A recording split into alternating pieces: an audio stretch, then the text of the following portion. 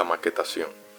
Se conoce como maquetación al oficio de diseño editorial que se encarga de organizar en un espacio, escrito, visual y en algunos casos contenido audiovisual en medios impresos y electrónicos, como libros, periódicos y revistas. Estrictamente hablando, el acto de maquetación solo se relaciona con la distribución de los elementos en un espacio específico de la página, mientras que el diseño editorial incluye fases más amplias del proceso, desde el proyecto gráfico hasta los procesos de producción llamados preimpresión, que es la preparación de imprimir, la prensa, que es ya la impresión, y la posprensa, que son los acabados. Sin embargo, generalmente todo el aspecto gráfico de la actividad editorial y periodística se conoce con el término de maquetación. ¿Qué es la cuartilla? La cuartilla es una hoja tamaño carta cuyas medidas son de 14,8 centímetros por 21 centímetros. El término se usa ampliamente en el ámbito académico para referir el tamaño, características y números de las hojas en las que el estudiante o investigador debe presentar un trabajo mecanografiado. Recibe su nombre por ser la cuarta parte de un pliego de papel. El pliego se divide en dos folios. Cada folio se divide en dos cuartillas y cada cuartilla se divide en dos octavillas o media cuartilla. Las características de una cuartilla son las siguientes.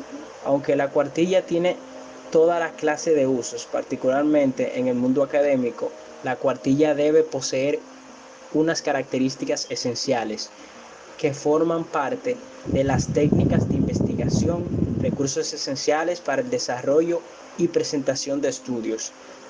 Las características de una cuartilla pueden variar ligeramente de una comunidad académica u otra, según su uso y área de conocimiento. Por ello, siempre es importante que el investigador consulte y verifique los criterios de entrega de un trabajo. Sin embargo, a grandes rasgos, una cuartilla posee las siguientes características. Los márgenes superiores e inferiores deben ser mínimo de 2,5 centímetros y no más de 3 centímetros. Los márgenes derechos e izquierdos deben tener un mínimo de 2 centímetros, no más de 2,5 centímetros. La hoja debe contener de 20 a 25 renglones o líneas. Los renglones o líneas deben estar separados a una distancia de espacio y medio o doble espacio. La tipografía debe ser Times New Roman de 12 puntos u otra tipografía de dimensiones equivalentes. Y por último, la cuartilla puede tener un promedio de 1700 caracteres o también entre 200 a 250 palabras en lenguas castellanas. Elementos dentro de la maquetación. Hay una correspondencia natural entre la superficie cuadriculada de la retícula, concepto de horizontalidad y verticalidad, y en el modo que recibimos las imágenes en la retina. Como en toda operación, necesitamos conocer las herramientas con las cuales se van a trabajar, como la preparación del trabajo. Sin estos requisitos no podríamos organizar nada. La definición de esos aspectos resuelven al menos el 50% del trabajo, pues correcta definición de todos los detalles gobiernan el desarrollo de todo el proceso creativo. Harán de esta una actividad entretenida, atractiva y fácil de manejar. Cuando no se le da importancia a esta etapa, porque aparentemente se puede resolver en el camino, corre el riesgo de estar modificando la función y forma. Aquí hay que tener en claro todos los detalles de la futura publicación, público al que va dirigido, contenido, dinámica periodística y grupo humano, con el que va a trabajar en el fin o en fin todo aquello que va a determinar la personalidad del proyecto. En la edición periodística hay que tener en cuenta dos diferencias: el plano periodístico y el plano gráfico. Esto plantea tener en cuenta una estructura periodística y una estructura gráfica, donde la última debe interpretar el espíritu y la otra quiere asignarle cada una de las páginas. ¿Qué es una retícula? Entendemos por retícula a una estructura comprendida por líneas horizontales, verticales y diagonales, creada para una mejor distribución de los elementos sobre un espacio. La retícula nace como recurso para traer equilibrio a toda composición gráfica, independiente al fin que esta pieza pueda tener. Es por esta razón que se hace a medida acorde al propósito de la composición, bien puede tener un fin editorial o audiovisual. Solían hacerse a mano para delimitar los espacios de forma correcta, cuando el diseño estaba dando sus primeros pasos en el mundo, y todavía no existían las facilidades digitales y mecánicas que agilizarán el proceso. Existe desde hace miles de años y estuvo presente en periódicos históricos de gran repercusión en la humanidad, como el Renacimiento.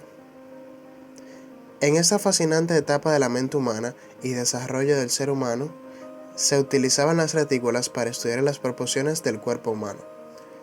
Con este estudio, grandes maestros del arte procedían a crear sus esculturas y pinturas con un aire más realista que cuidaba a detalle las proporciones reales de un cuerpo. Muy diferente a lo que se solía ver en las pinturas del arte bizantino, en donde los protagonistas de la composición difícilmente tenían hombros y las proporciones de los rostros eran mucho más grandes y notorias que el cuerpo. Poco a poco fue involucrándose en el mundo digital hasta el punto de estar incluida como recurso elemental de todos los programas de diseño y edición gráfica que puedes adquirir en línea. El periódico. El periódico es un medio masivo de comunicación que circula en las ciudades o pueblos. Este se imparte de forma impresa en una o varias páginas, combinando textos e imágenes. Este se entrega de manera periódica o de manera regular y muy rara vez de manera mensual. Tiene como función informar, transmitir opiniones y entretener. Los periódicos existen prácticamente en todos los países del mundo, sobre todo en aquellos que cuentan con leyes de protección a la libertad de expresión y el derecho a la información. En las épocas pasadas, estos eran conocidos como diarios. Cuentan con una larga historia que vio su máximo esplendor a finales del siglo XIX y durante todo el siglo XX. Características de los periódicos. Los periódicos cuentan con 7 características básicas. En primer lugar, tenemos la periodicidad. Los periódicos se publican de manera diaria, semanal, quincenal o mensualmente, según cada caso. A su vez, pueden ser matutinos, cuando salen en la ventana en la mañana, o vespertinos, cuando salen en la tarde. En segundo lugar, la estructura. Se diferencia entre sí según el formato y el tamaño. Estos pueden ser de tamaño tabloide, con medidas de 280 a 430 milímetros, o de en gran formato, tipo sábana, de 600 por 750 milímetros. En tercer lugar, está el equipo. Los periódicos están conformados por un grupo de periodistas que producen, redactan y editan las noticias que se publican. En cuarto lugar, la temática. Estas pueden abarcar diversas temáticas en simultáneo u ocuparse en un área en específico. En quinto lugar, el formato. Pueden ser impresos como eran originalmente o pueden ser de manera digital. En sexto lugar, el alcance. Estos se pueden extender a un gran número de personas, a una población, o pueden tener un mayor alcance de manera nacional o internacional. En séptimo lugar, la técnica. Producido por grandes impresoras formadas por rodillos, prensas y rotativas. Longitud de línea de texto.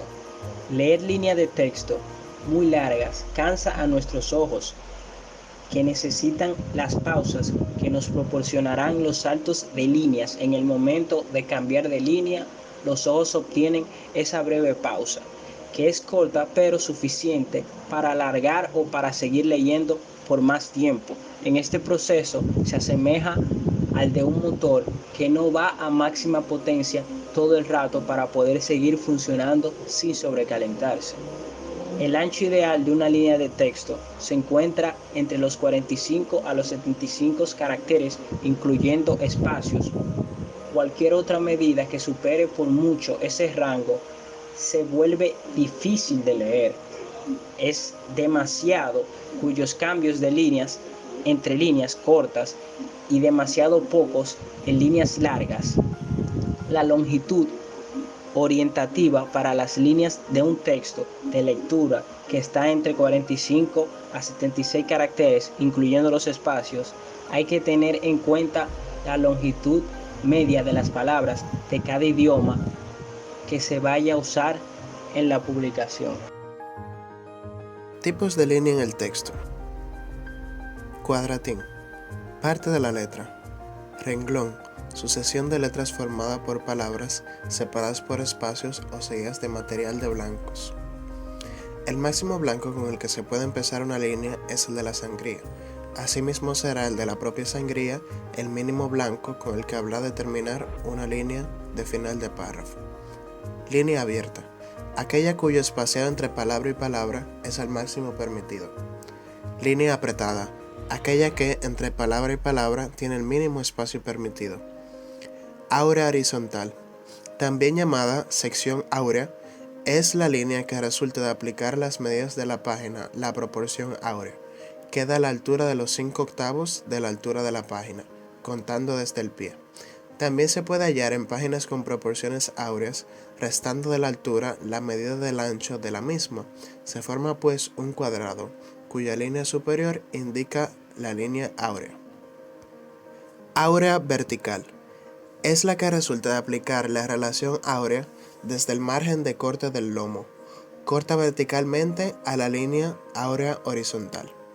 Línea blanca, línea de blanco, interlínea. Línea de bloque. La línea, según sale, en un solo bloque de la linotipia. Miden desde 4 hasta 28 ciseros, en los cuerpos 5 al 36.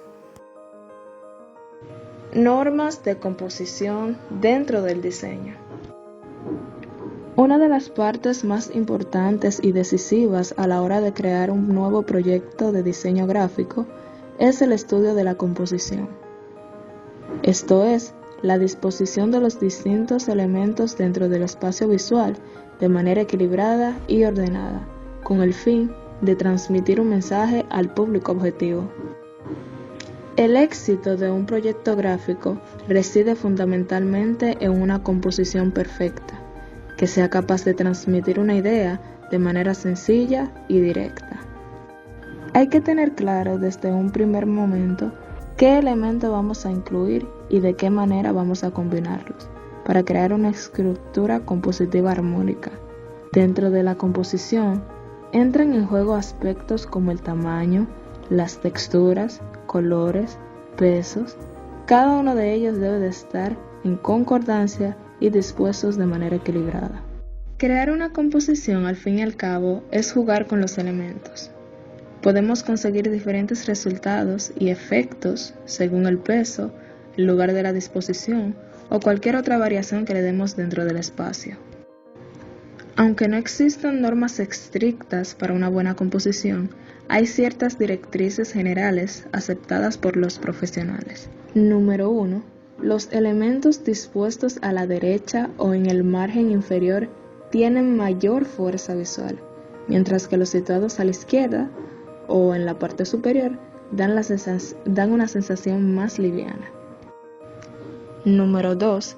Las formas angulares y alargadas amplían el campo de visión y proporcionan un efecto de magnificencia, mientras que las cortas transmiten humildad. Número 3. Las formas más sencillas y regulares son las más fáciles de recordar y de asimilar, así como las simétricas, ya que ayudan a cumplir con la armonía y la perfección que tanto buscamos. Número 4. Las imágenes más grandes simbolizan la fortaleza, mientras que las más pequeñas producen un efecto de debilidad o de delicadeza. Y número 5, los colores más vivos tienen más presencia, así como un efecto visual que los colores pastel y pálidos no pueden dar. Subtítulo. Sirve de complemento al título. Hay publicaciones que los utilizan en lugar de antetítulo y cumplen la misma función que él. Amplían la información en algún aspecto que no ha podido ser incluida en el título. Sumario o entradilla. Resume los principales elementos de la información. Va situado después del subtítulo, generalmente en negrita.